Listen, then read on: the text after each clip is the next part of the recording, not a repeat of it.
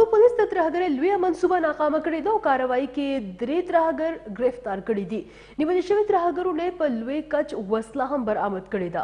پولیس کاروایي په هکله ضلع پولیسو مشر آصف ګوهر وینا ده چې دوی د خفیه اطلاع سره ملک آباد سیمه کې په یو کور چاپه ووهله چېرته چې کور کې لټون په وخت پولیسو په ځمکه کې ښخ کړې شوې وسله برآمد کړه او 3 ترهګر یې ګرفتار کړل.